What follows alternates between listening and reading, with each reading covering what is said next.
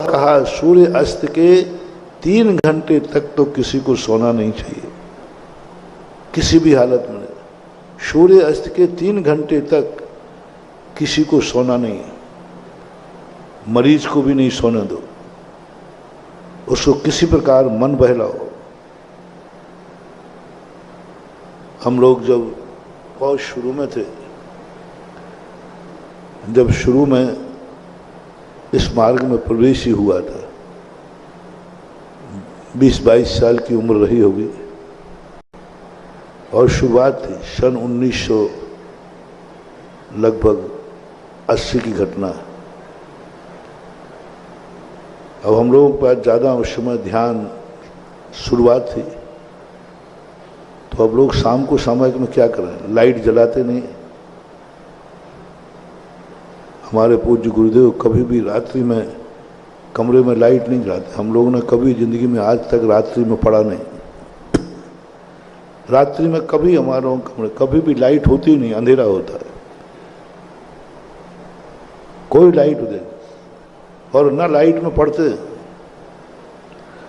कुछ भी नहीं करते, और कमरे में चलना फिरना तो होता ही नहीं, बस एक स्थान पर सूर्य अस्त होने के बाद बैठ जाते हैं, सुबह होते ही उठते हैं, रात में कहीं जाना नहीं, उठना नहीं, पढ़ना नहीं, लिखना नहीं, कुछ नहीं करना।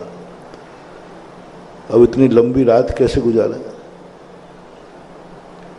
इतनी लंबी रातें कैसे गुजारें।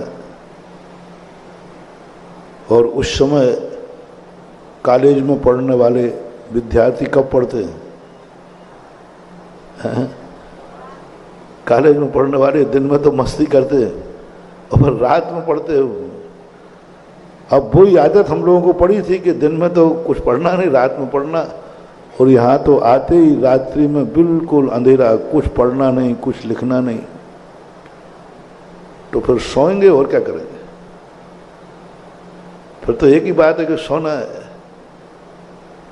सामयिक करना है तो 48 मिनट की सामयिक है, फिर क्या करें? कुछ आता नहीं, ध्यान कर सकें, चिंतन कर सकें, शुरुआत ही है।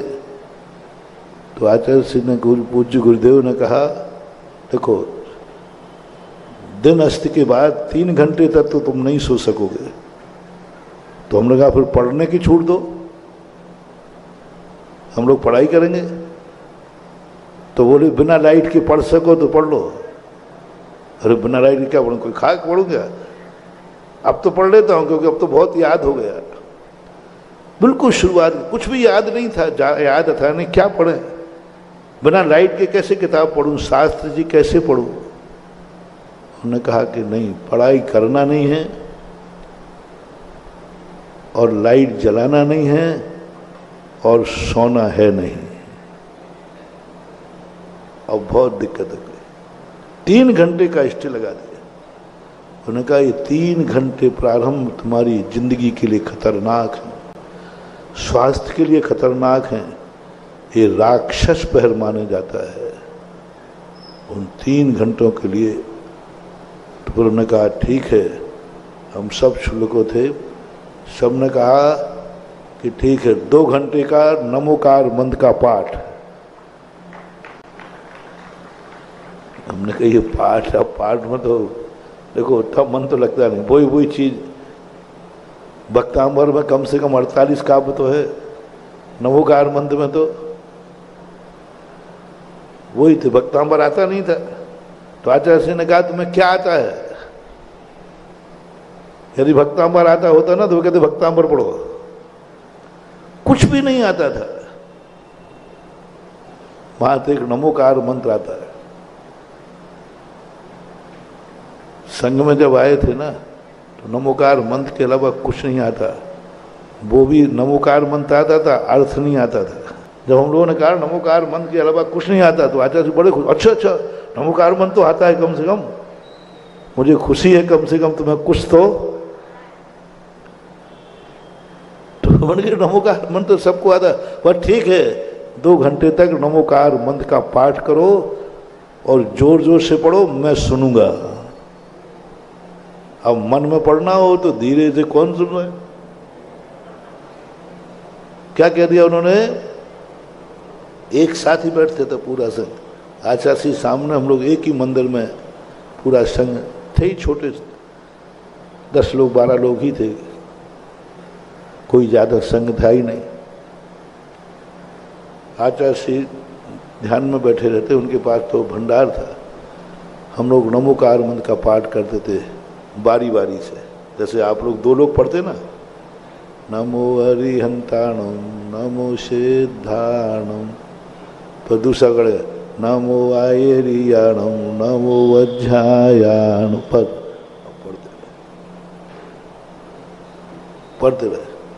कम से कम ये पाठ हम लोगों ने लगभग 1 साल तक किया। तब तक तो बहुत चीजें याद हो गई थी, बहुत चीजें याद हो गई थी। आचार्य ने पढ़ा भी बहुत दिया था। बोले अब पाठ नहीं करना है, दिन भर में जो पढ़ा है उसको सोचना है, और फिर जो कल पढ़ाया रात में उसको सोचो। फिर उन्होंने कहा कि गाय बनो, जैसे गाय दिन में खाती है, रात में रौथन करती है, रौथन। तुम उसका रौथन करो, जो पीते जाओ, दिन भर पीते जाओ, फिर रात में निकालो और फिर उसका रौथन करो। लेकिन इतने साल में आज तक आचार्य ने कभी रात में नहीं पढ़ने दिया, लाइट में नहीं पढ़ना, रात को दिन मत बनाओ। कुदरत ने रात दी है, रात ही रहने दो, कुदरत को मत बिगाड़ो, दिन मत बनाओ रात को। रात्रि रात्रि है, रात्रि में जब अंधेरा है तो देखने का प्रयास मत करो, आंख बंद करके ध्यान करो, जाप करो, चिंतन करो। लेकिन कोई भी ऐसी क्रिया मत करो जो दिन में की जाती।